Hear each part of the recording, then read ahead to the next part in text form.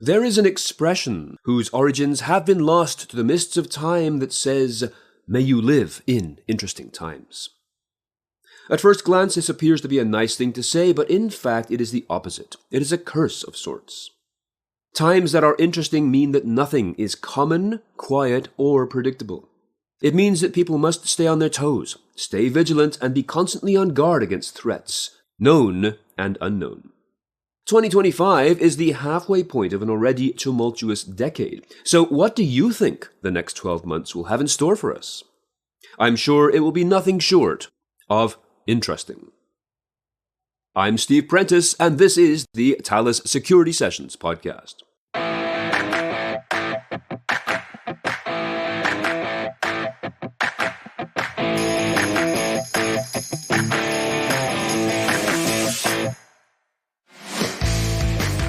To help us part the veil and peer into the year that represents the middle of this decade, it is my great pleasure to sit down by a virtual fireplace and chat with David Holmes, who is Chief Technology Officer for Application Security at Imperva, a Thales company.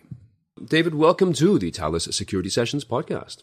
Hey, thanks. I'm super honored to be here. We have had a busy year. All years are busy, of course. There's all kinds of ups and downs and developments and changes. So before we start looking into the future, your sort of visions for 2025, I just wanted to ask you what you thought of 2024. What surprised you the most about our industry in this past 12 months? From a cybersecurity perspective, I think a story that maybe got buried because I think it came out right around the elections, and in the U.S. that just was like a rainstorm of news drowning everything out. But it was the whole Salt Typhoon threat actor who may have compromised many global networks, including telecom networks, and leading to one government agency, I think it might have been CISA, recommending, or at least thinking about, hey, maybe everybody should switch to end-to-end encryption. The reason I think it's so significant is it's terrifying how much data third parties that we all trust have on us. And if there's a threat actor in the middle there who could be intercepting all this information, that's just awful. So let me tell you about a thought experiment I used to do years ago, which I think is still valid today. Try to think of which companies know about every extramarital affair in the world.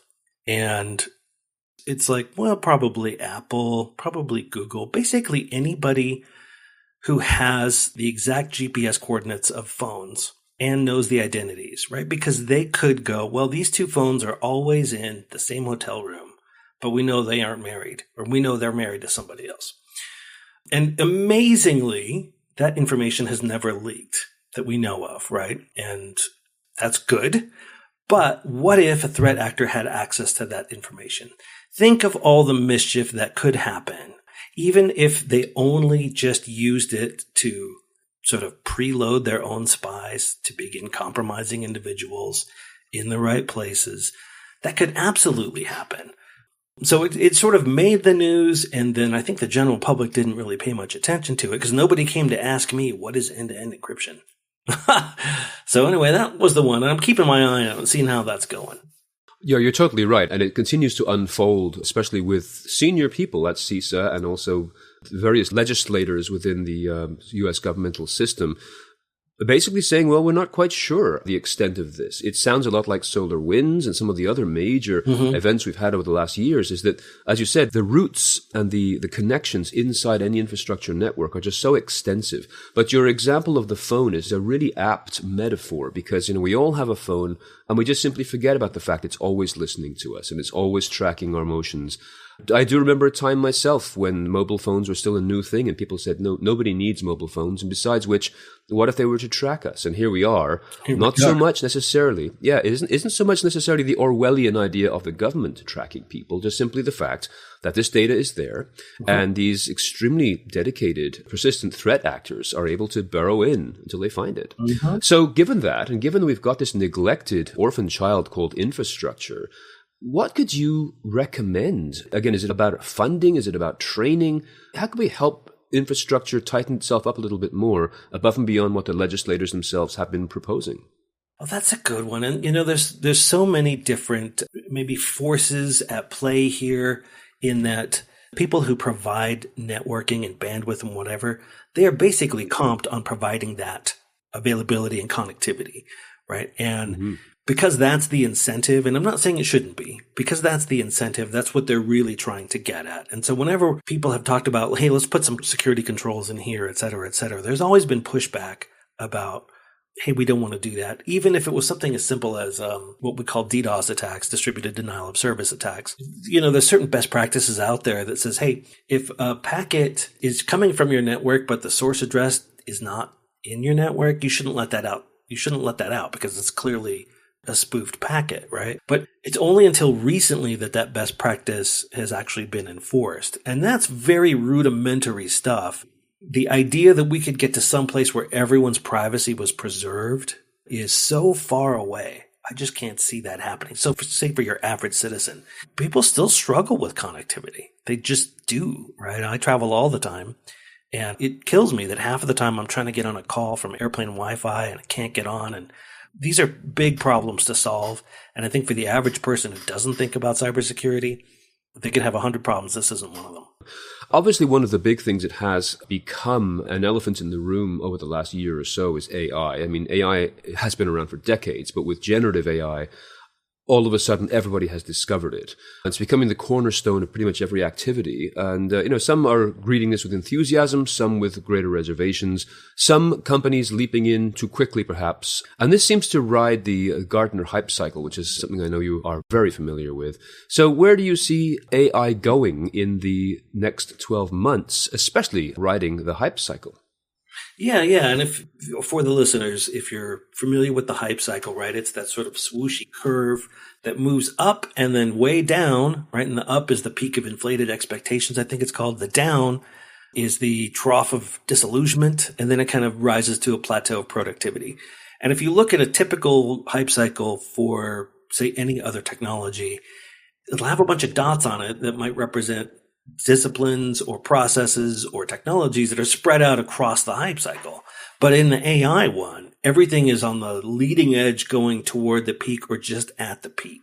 So it's very visually indicative of where things are going. Hey, we're moving to the peak of inflated expectations, right? And the sort of magic of these AIs over the last 2 years has been it is the best natural language interface to data that we have ever seen, so that you can have a conversation with data or ask it to present itself in a different way, right? And that's mostly for text, but also for pictures, and in some cases for office files, et cetera, et cetera. But it is that natural language interface that I think is going to become a massive new threat surface. So for example, I'll give you a couple of examples here. There's a massive, massive push to get these things put out there, to get these AIs put out there to do jobs that people currently do.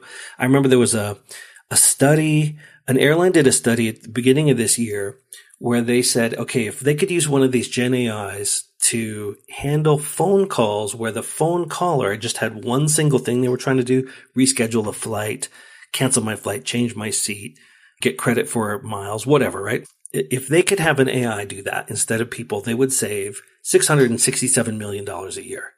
That is real money. I don't care who you are. That is a lot of money.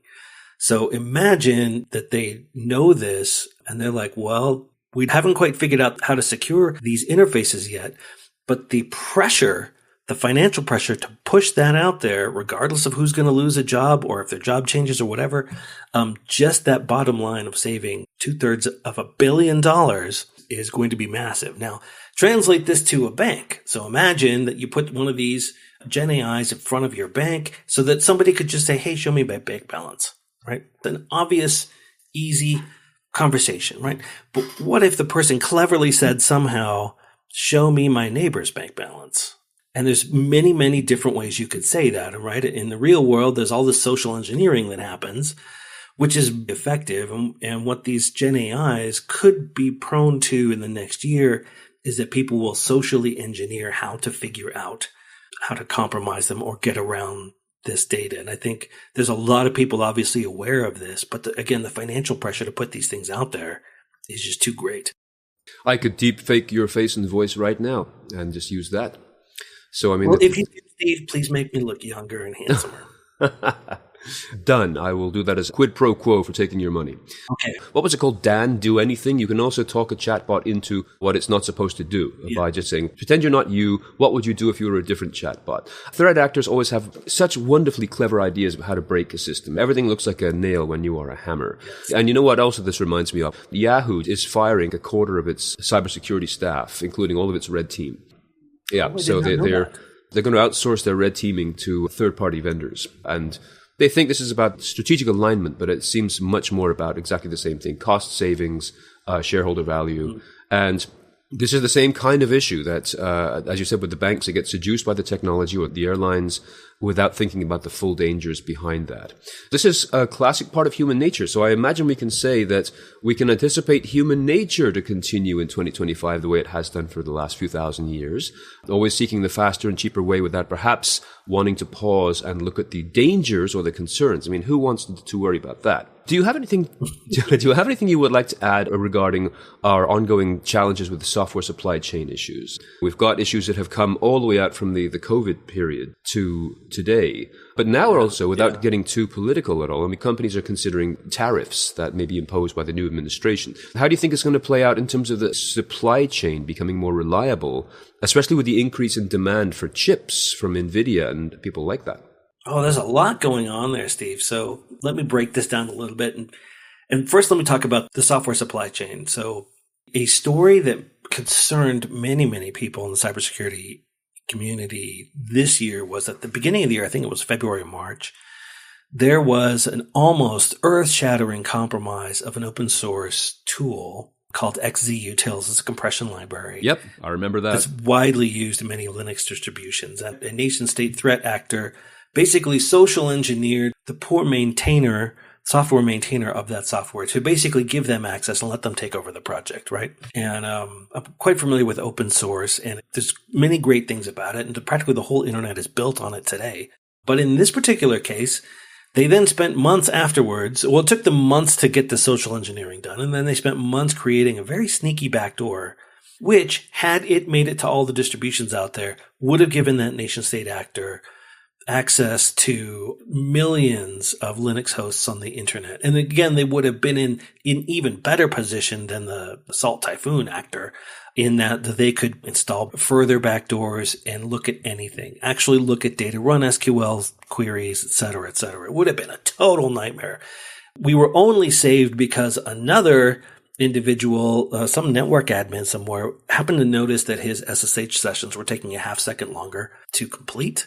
And so he dug down into it, found the back door, raised the alarm, basically saved the world. Somebody should send that guy a gift basket if they haven't already.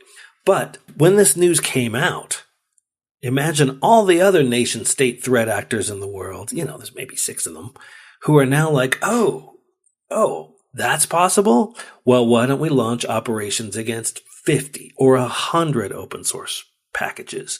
And what if they're just successful 1% of the time or 2% of the time, and they get 2 or 3 packages compromised with backdoors? And then it very well could be, if we have the same conversation a year from now, Steve, that we will be talking about, well, yeah, there was that massive backdoor, and now everybody does have to use end-to-end encryption because nobody can trust anything. These threat actors are very good at modifying their business models. They are highly adaptable and agile. I think they're great case studies to study from in a business school, actually, because of the way they can address and pivot so quickly. On the other side of that, we do see the occasional victory for the so-called good guys where they take down somebody like Lockbit. Some of these big names, whether it's groups or the applications they work with, they're taken down by federal law enforcement. However, they keep popping up as new ones. And so when you trace back the malware being used by a new startup, you can see that the roots of it are basically from a previous one, from Lockbit or Babok or something like that. So in terms of the new year, I think it's a fait accompli to say we're going to still see a wide range of both nation-state actors and APTs and just highly sophisticated gangs. But have you noticed any particular shifts in their expertise areas? Again, moving from smash and grabs to, penetrating and lurking, or sabotage. Have you seen any sort of trends amongst the more sophisticated groups that we may want to look for next year? Probably the biggest trend I've seen over the last couple of years, and a lot of this comes back to I was an analyst at Forrester, and part of that job, I was an analyst at Forrester up until this summer, and part of that job is taking calls from end user clients who may be struggling with an issue, and they're like, "Hey, I'm thinking of adopting this particular technology. Can you tell me who are the good vendors in that space, or what does it look like if you deploy that? Who do I need to get involved, stakeholders, et cetera?" And a lot of these, without going into the details of the technologies, sometimes I would ask, like, "Yeah, what's driving this? Why are you asking this now?" And they might admit, "Well, we got hit by ransomware last year, and we're trying to close the barn door after the horses escaped. But what else can you do?" And ransomware was the best, say, implementation of monetizing threat activity that we'd ever seen, right? So there'd been hacking and exfiltration. People hack in, grab a bunch of data, and then maybe what do they do with it, right? Who wants to buy it? They got to go find a buyer and all this stuff, and then take a discount, and et cetera, et cetera. But with ransomware, it was really just, you can hack in there, run some scripts, encrypt everything, and then sit back and wait for a big check, right? Or a bunch of Bitcoin. So a lot of attacks that we had seen, say a lot of activity that we had seen previously, where there might have been an extortion or a DDoS attack or whatever, those all switched to ransomware because it was much higher return for the attacker. I haven't seen anything since that has pivoted from that. So say for maybe the last 3-4 years. And I suppose something could happen, but the defenders are starting to get better.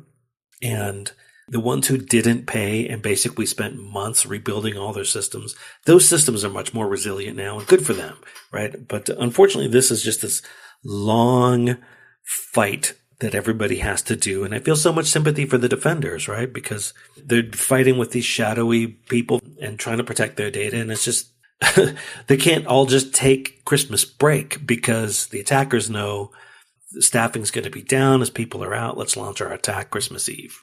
Absolutely. Any of those holidays, Christmas Eve, Thanksgiving Day in the US, even Super Bowl Sunday. I mean, those are sitting ducks. Mm-hmm. It reminds me, I think, if you were to ask me what my biggest story of 2024 would be, I'd say it was CDK, which was the software firm that manages car dealerships across the US. So pretty much every dealer does their leases and financial deals through CDK. And they ended up paying $25 million to the ransomware group, because they saw that they had lost $600 million in the 4 weeks following the attack. So as a cost of doing business, it's small potatoes to just simply pay this, expecting that there's honor among thieves to restore the information. Mm-hmm. But I also noticed that libraries are a big target for ransomware threat actors.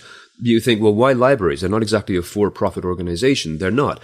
But they pay up quickly because they are funded and subsidized by their city or local area, but they are very quick to pay up. And to me, that shows the kind of astute business awareness. It isn't just simply a matter of looking at the biggest brand names and attacking them, but saying who's got the biggest ROI for our efforts as a threat actor. Yes, hospitals, certainly, but also libraries and other small towns, little tiny towns will quickly pay up because they have no resources to fight this. Yeah. And thanks for reminding me about that. I was going to bring this up, but forgot to mention until you did that there was a whole wave of attacks against hospitals a few years ago. Oh, yes. And what I've been seeing lately is a lot of the activity around acquiring new technology and deploying it properly and having bigger cybersecurity budgets has been in the healthcare community, right? They're very, very sensitive to this now. And I think they had to pay up because absolutely, they can't, there's people sitting there on life support, right? And those systems need to stay working. And there was a huge gap there where they had been pretty lax. I mean, not throwing shade on anybody. It just wasn't necessarily a super big priority for them, probably because they didn't have a bunch of financial data to steal.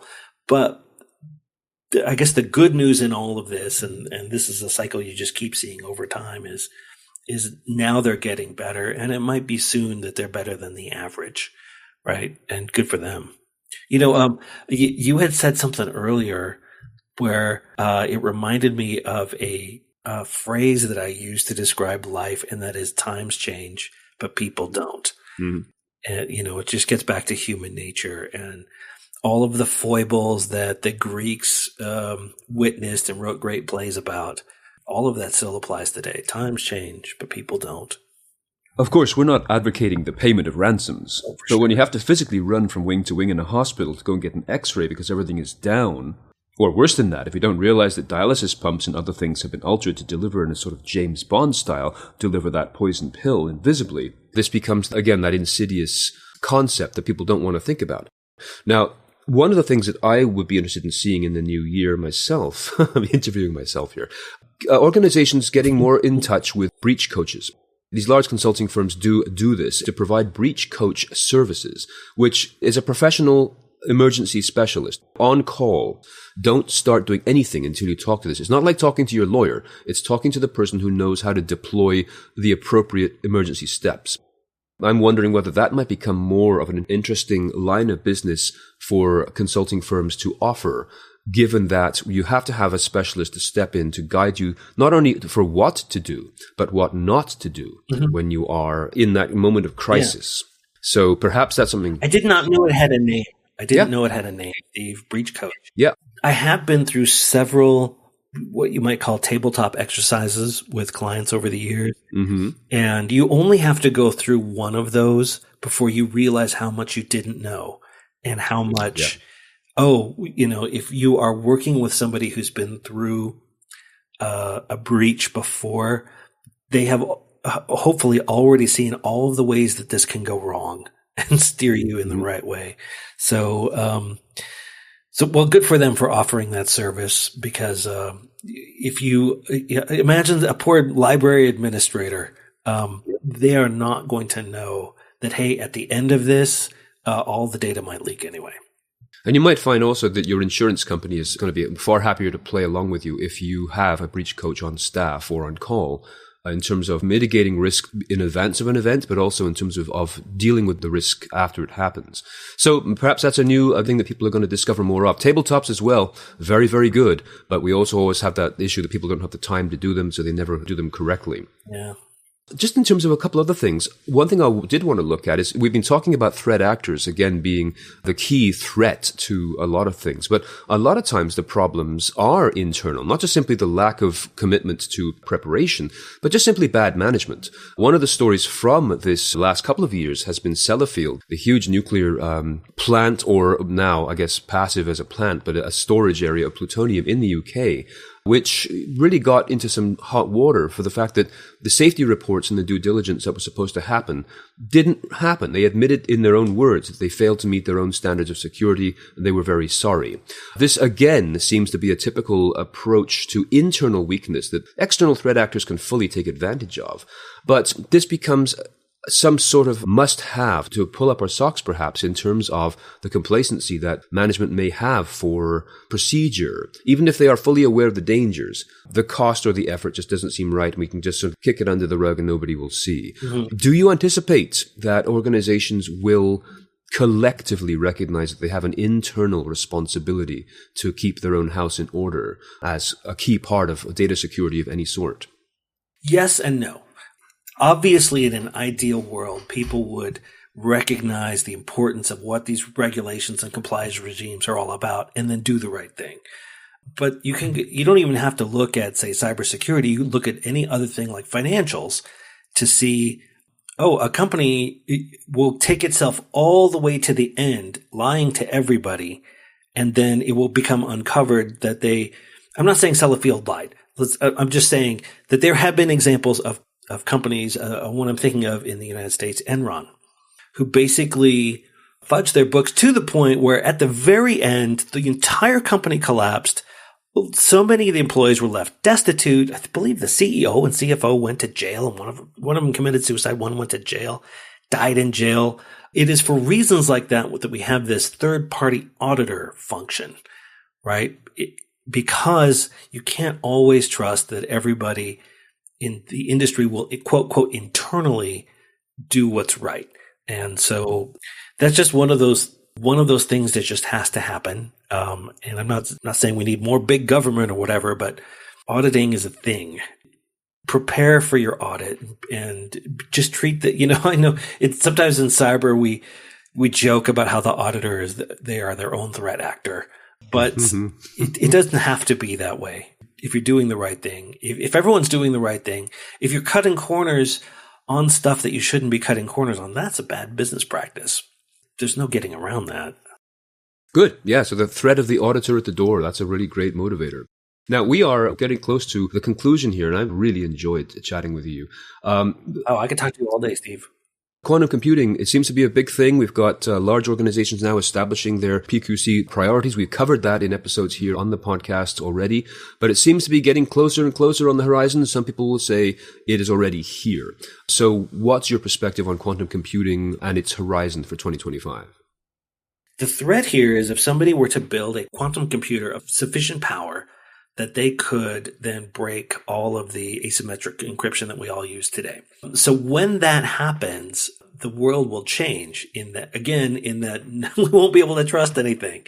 And you had asked a question like, are we getting closer to that? Has it already happened? We probably won't know when it happens because the organization that probably builds one of these is going to be a nation state actor who is going to then use it to then decrypt all of their opponent's traffic and get secrets and then compromise people.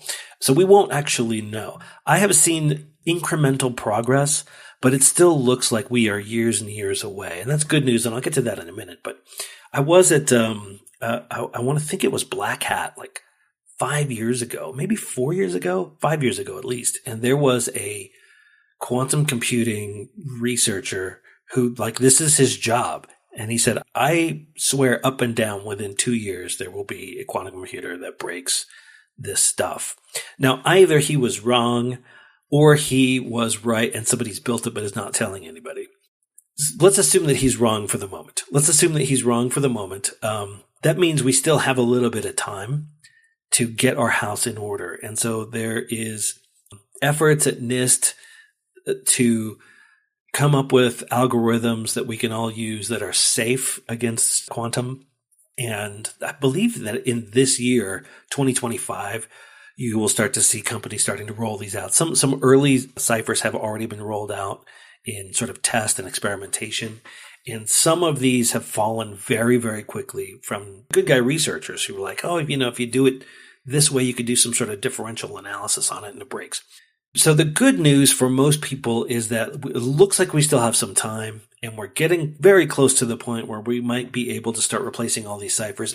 And for the average Joe, no one's going to have to do anything, right? Your vendors will swap in new protocols and it's all going to be good because we've had to do stuff like this before with hash algorithms like MD5 or encryption algorithms like RC4, where attacks accelerated to the point where we're like, oh, we better replace this right now. So we're actually getting pretty good at that.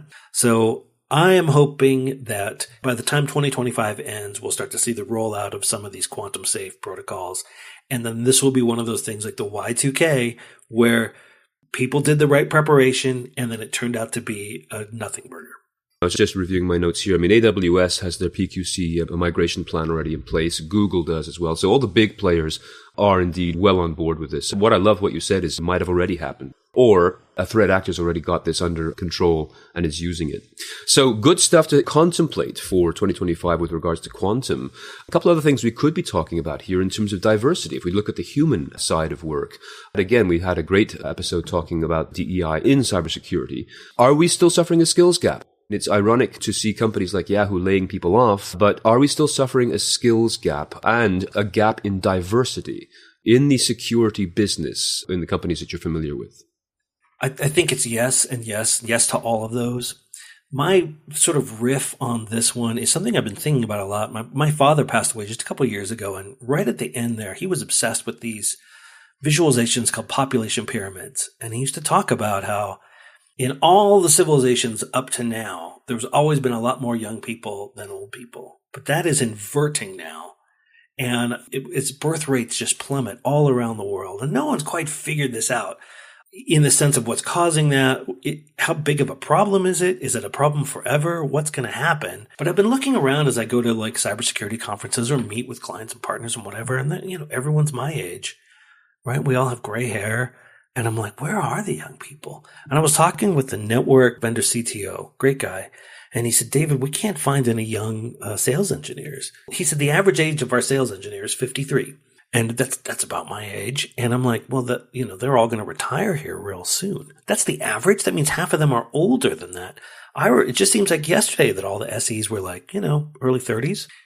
And if this is happening in if it's not just cyber, but it's all the industries around the world, and you hear about this, right? You hear about, oh, well, this manufacturing process it's basically pinned on one guy who's 57, right? He knows it, and he keeps this whole thing running, but he's going to retire soon. We have nobody to replace him. If that happens in every industry at the same time, what's the fix? There's no fix, right? And I think this could be a boon for diversity in the fact that people will stop thinking, oh, we have too many people to hire from. We need to hire the right mix. It will become this desperate scramble for, we will take anybody.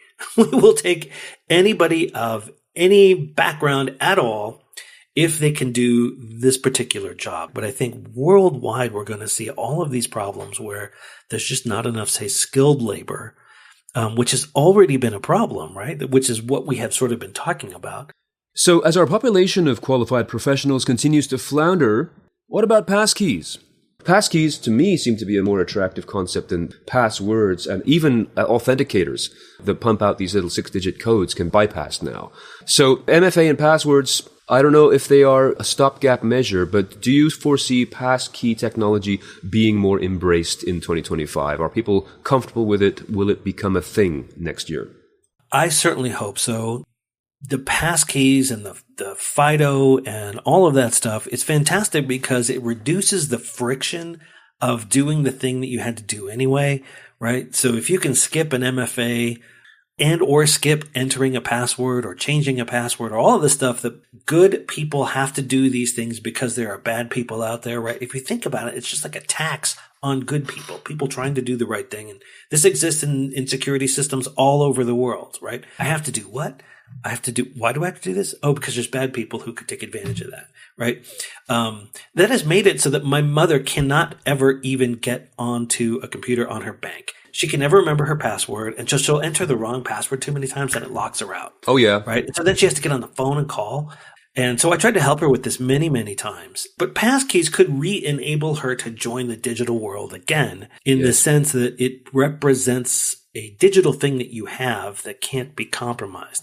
Now, the only wrinkle in this that's happening right now is that the big providers, Microsoft, Google, Apple, they would like to have the passkey be part of your identity, not necessarily tied to your device, which makes sense because, like, suppose you use the website on your Mac to generate the passkey for your bank, right?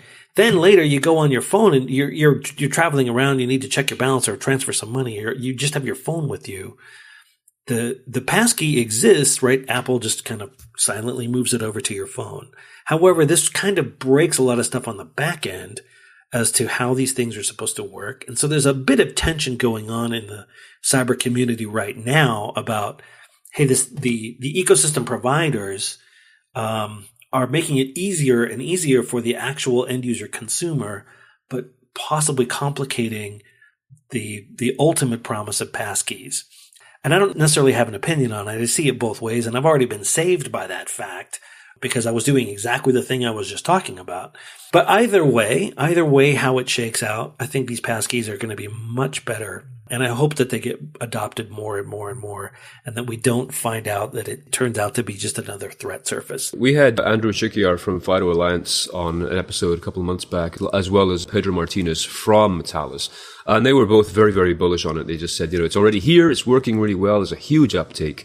So they were very positive as well. I love what you said there about passwords being a tax on good people. I mean, what an excellent turn of phrase. And I too have an 82-year-old mother who can't get into her bank for those reasons. So I think there's great possibility for it to be much more embraced just passively. Right. Again, I always tell people, if you already unlock your phone with your face, you're already using passkey technology, basically. It's just a matter of not thinking about it. Yeah. I think we should probably just jump to if you have anything in terms of a closing prediction for the year. I don't want to put you under pressure, but what should people watch out for? What's interesting to you or what's scary to you? Oh, let me think for just a minute. I'll tell you what mine is, if you want. Oh, yeah, please do. One word: chaos. I think that the chaos of the political transition of the new year is going to be such a huge distraction, not only in the US. I think you'll find that chaos will be the greatest tool for threat actors because you can do so much inside it, right? It's like the old curse, may you live in interesting times, because you're too distracted keeping your head above water to notice what's going on. So that would be my thing. What would be yours? My response to that is is an agreement. And I heard a phrase recently. It was that history moves faster than a human life. And you can see this all the time as an older person says something like, I just don't understand the world anymore. In my day, things cost 5 cents, or people had this role and they didn't do that. And I learned through looking at history that people have always felt this way, right? Yeah, there might be some long period of time where nothing really changes, like the Dark Ages or the Middle Ages, et cetera, et cetera. But then when things really start cooking, it goes so fast that you can barely, like just in my lifetime, which is post-World War II, we saw the rise of China to being such an amazing powerhouse, and we can never seem to decide, are they friends or enemies or what? All of these things, and even when there's not like a major world war going on, that like World War I or World War II, which obviously one could see like that's going to disrupt everything. So even though we've had this sort of Pax Americana for 70 years now, the world still changes so fast that people get constantly left behind, scratching their heads. Like I used to be a CAD designer, but that whole business went away, or it's all become automated. If 2025 is defined as chaos, I don't think it's necessarily going to be a new thing, Steve. Like that's just that's just human nature, is that we're always striving for something or striving for more, and that it ends up causing a sort of unstable landscapes that we as generations have to walk along, hopefully our whole lives, and we can walk along that successfully and then leave it to the next generation to do their walk. At least it's not boring. So I say chaos, and you're saying this is how things are, and we always struggle with change. But my goodness, David, this has been amazing. I want to really genuinely thank you for your participation, because this has been such fun. Thank you so much, David, for being here on the Thales Security Sessions podcast. Thanks for having me, Steve. Anytime. Remember, if you like what you hear, be sure to subscribe and tell a friend or a colleague or a client or all of them about the Thales Security Sessions podcast. And join the conversation on LinkedIn. Just search for Thales Cloud Security and watch for our podcast posts. We have had a wonderful year with fabulous guests discussing data sovereignty, post-quantum computing, passkeys, powering the cloud, and so much more. And they are all available to you by subscribing to the Thales Security Sessions podcast on your platform of choice. And we will be back again next year with more episodes and more discussions on the topics you need to know about to successfully carry on in the business of information security. Until then, I'm Steve Prentice. Thanks for listening.